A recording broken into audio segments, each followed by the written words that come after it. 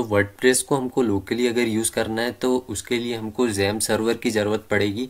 तो यहाँ पर मैं गूगल क्रोम खोल लिया है मैंने। यहाँ पर अब मैं सर्च करूँगा ज़ैम्प सर्च करने के बाद जो सबसे पहली वेबसाइट आती है apachefriends.org, वो वाली लिंक मेरे को खोलना है। और ये खोलने के बाद हमको, मैं विंडोज़ के लिए इंस्टॉलेशन बता रहा हूँ इसका। ऐसे आप लिनक्स, अगर आपके पास अगर ऑपरेटिंग सिस्टम आप यूज़ करते हैं या मैक वगैरह यूज़ करते हैं तो उनके लिए भी दिया हुआ है। इंस्टॉलेशन की प्रोसेस सेम रहेगी, लेकिन मेरे पास विंडोज़ है तो मैं विंडोज़ के लिए बता रहा हूँ। मैंने यहाँ पर पहले से डाउनलोड कर रखा है तो मैं डायरेक्ट इंस्टॉलेशन बताऊँगा। तो आपको यहाँ पर से डाउनलोड करना है। डाउनलोड करने के बाद जो प्रोसेस होगी वो इंस्टॉलेशन की प्रोसेस मैं आपको बताने वाला हूँ। तो इसमें अराउंड ये होगा 750 to 800 MB का ये सॉफ्टवेयर डाउनलोड होगा। उसके बाद जो भी प्रोसेस होगी मैं आपको बताऊंगा। हमको wordpress.org से वर्डप्रेस वाला जो सॉफ्टवेयर है वो डाउनलोड करना पड़ेगा। फिर इसको कैसे लिंक करना है डेटाबेस क्रिएट करके वर्डप्रेस के लिए, वो सारी चीज़ें मैं आगे बताने वाला हूँ। तो ज़ैम्प का इंस्टॉलेशन बताने से पहले मैं आपको जो वर्डप्रेस का सॉफ्टवेयर चाहिएगा उसके लिए आपको मैं बता देता हूँ वो कैसे करना है। तो wordpress.org पे जाना है हमको। डाउनलोड एंड एक्सटेंड पे होवर करेंगे तो यहाँ पर गेट वर्डप्रेस देखने को मिलेगा, इस पर क्लिक करेंगे। उसके बाद यहाँ पर आ जाएगा, थोड़ा सा स्क्रॉल डाउन करेंगे तो हमको देखने को मिलेगा डाउनलोड वर्डप्रेस 6.1.1। ये जो है लेटेस्ट वर्जन है। और जो हमने ज़ैम्प सर्वर डाउनलोड किया यहाँ पर लिखा हुआ है कि 7.4 वर्जन से ज़्यादा का होना चाहिए, मतलब मिनिमम 7.4 वर्जन तो होना ही चाहिए। तो यहाँ हमारा 8.2 है तो कोई हमको दिक्कत नहीं होने वाली है। यहाँ से सिंपली हमको यहाँ पर डाउनलोड वर्डप्रेस पे क्लिक करना है। ये भी मैंने डाउनलोड कर रखा है। बस उसके बाद की जो सारी स्टेप है मैं आपको स्टेप बाय स्टेप बताने वाला हूँ। तो अब हम देखेंगे ज़ैम्प का इंस्टॉलेशन। उसके लिए डबल क्लिक करा मैंने ज़ैम्प पे, जो भी हमारा सॉफ्टवेयर है उसको। फिर उसके बाद यस किया। जो जो भी ये परमिशन मांगता है इसको अलाउ कर देना है। इसको ओके कर दिया। उसके बाद नेक्स्ट कर दिया, फिर नेक्स्ट कर दिया। फिर जिस भी फोल्डर में आपको इसको इंस्टॉल करना है ज़ैम्प को, वो सिलेक्ट करना है। मैं यहाँ पर सी ड्राइव भी रहने देता हूँ।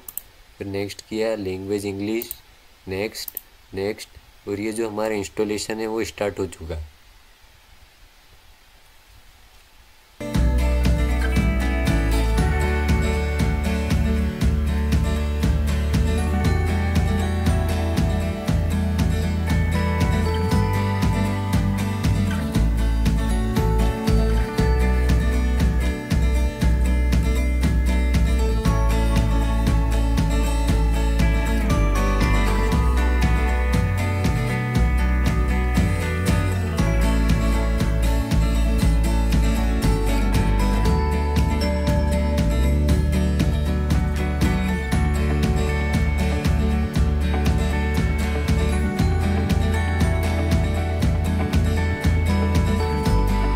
ये हमारा इंस्टॉलेशन कंप्लीट होने को है।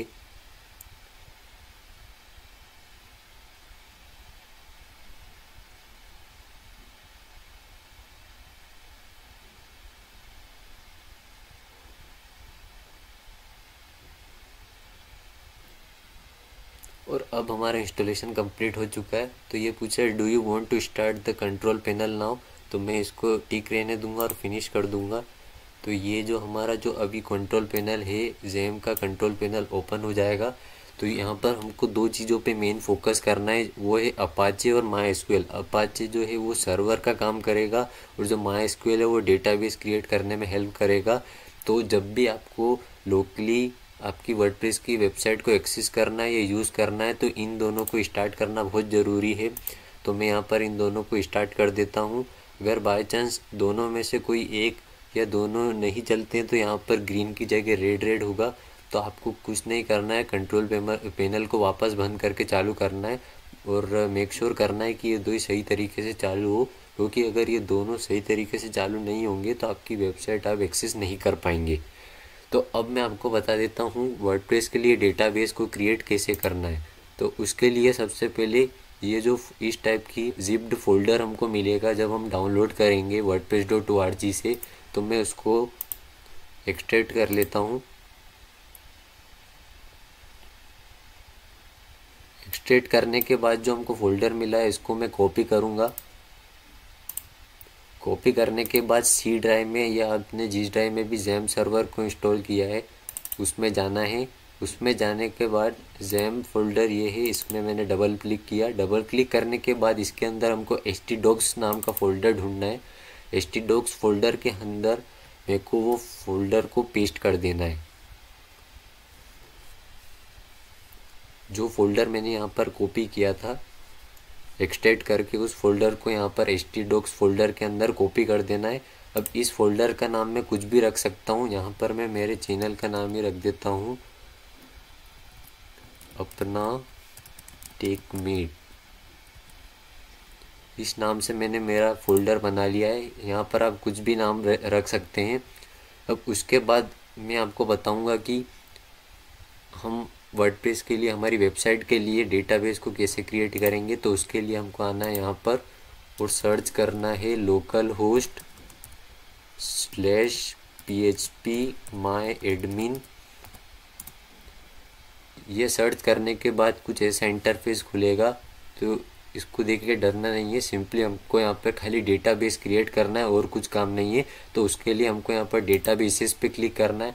डेटाबेसेस पे क्लिक करने के बाद कुछ भी डेटाबेस का नेम दे सकते हैं। तो मैं यहाँ पर दे देता हूँ माय डेटाबेस, ये नाम दे दिया मैंने। और ये जो नाम है वो मैं कॉपी कर लेता हूँ, क्योंकि मेरे को इसकी ज़रूरत फ्यूचर के लिए पड़ेगी जब मैं इंस्टॉलेशन करूँगा वर्डप्रेस का। तो या तो आप याद रख सकते हैं, मैंने अभी के लिए इसको कॉपी कर लिया है और यहाँ पर मैं क्रिएट कर दूँगा। ये हमारा ये हो चुका है क्रिएट। अब यहाँ पर हमको क्या करना है, वर्डप्रेस के इंस्टॉलेशन के लिए यहाँ पर हमको लिखना है localhost/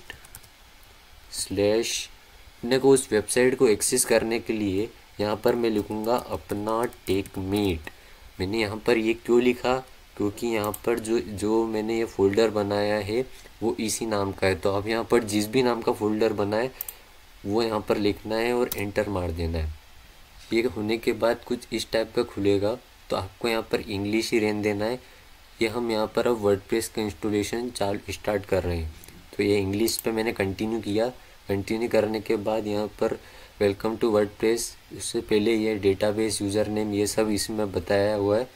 यहाँ पर लेट्स गो करना है। लेट्स गो करने के बाद अब डेटाबेस का हमने नाम क्या रखा था हमने माय डेटाबेस, तो वो यहाँ पर मैंने लिख दिया है। फिर यूज़र नेम यहाँ पर पहले से ही इनबिल्ड, जब फर्स्ट टाइम इंस्टॉलेशन करते हैं इसका जो रहता है वो रूट ही रहता है और पासवर्ड ब्लैंक रहता है। मतलब हमको पासवर्ड में कुछ नहीं लिखना। डेटाबेस होस्ट लोकल होस्ट में यूज़ कर रहे हैं इसलिए लोकल होस्ट ही रहने देना है। टेबल प्रीफिक्स WP इसको भी कुछ छेड़खानी नहीं करनी। और यहाँ पर मैं सबमिट कर देता हूँ और यहाँ पर हमारा जो है वो ऑलराइट स्पार्की आ चुका है कि हमने ये वाला एक पार्ट जो है इंस्टॉलेशन का वो कंप्लीट कर चुके हैं। अब यहाँ पर रन द इंस्टॉलेशन पे क्लिक करता हूँ मैं। रन द इंस्टॉलेशन पे क्लिक करने के बाद हमको कुछ इन्फॉर्मेशन लगेगी। तो यहाँ पर मैं वापस से अपने साइट टाइटल की जगह अपना टेकमेट लिख देता हूँ। ना मेरे चैनल का नाम लिख दिया है यहाँ पर मैंने, और यूज़र नेम में मैं मेरा नाम लिख देता हूँ। उसके बाद पासवर्ड आपको जो भी रखना है, मैं यहाँ पर एडमिन रख देता हूँ। और यहाँ पर confirm use of week password मैं कर रहा हूँ क्योंकि ये मैं लोकल होस्ट में यूज़ कर रहा हूँ। तो जब आप लाइव सर्वर पे यूज़ करें तो पासवर्ड से जितना स्ट्रॉन्ग हो सके वो रखें ताकि हैकर उसे इजीली हैक ना कर सकें। फिर उसके बाद मैं यहाँ पर मेरी ईमेल एड्रेस लिख देता हूँ। उसके बाद इंस्टॉल वर्डप्रेस पे क्लिक कर देता हूँ क्योंकि वर्डप्रेस जो है वो इंस्टॉल हो चुका है सक्सेसफुली। तो उसके बाद मैं लॉगिन करता हूँ। तो ये है हमारा वर्डप्रेस का लॉगिन पेज। यहाँ पर भी मैं लॉगिन कर लेता हूँ। लॉगिन कर लिया है मैंने यहाँ पर। तो अब ये हमारा वर्डप्रेस सक्सेसफुली इंस्टॉल हो चुका है हमारे लोकल होस्ट में। तो हम इसको वर्डप्रेस को लोकली यूज़ कर सकते हैं और ये वर्डप्रेस का लेटेस्ट वर्जन है। और जो अभी हम एक बार विज़िट करके देख लेते हैं वेबसाइट पर। तो हमारी वेबसाइट पे अभी मैंने 2022 की थीम इंस्टॉल कर रखी है। प्री इंस्टॉल थीम जो रहती है वो 2023 की रहती है। जो थीम कहाँ से चेंज कर सकते हैं तो वो अपीयरेंस पे आके थीम्स पे जाके यहाँ से हम चेंज कर सकते हैं। और भी थीम्स है वो जो आगे आने वाली वीडियो में मैं बताऊँगा कि हम कैसे कर सकते हैं। तो उम्मीद करता हूँ वीडियो आपको अच्छी लगी हो, और अच्छी लगी हो तो लाइक शेयर और सब्सक्राइब कर दीजिएगा। मिलते हैं नेक्स्ट वीडियो में। Bye bye.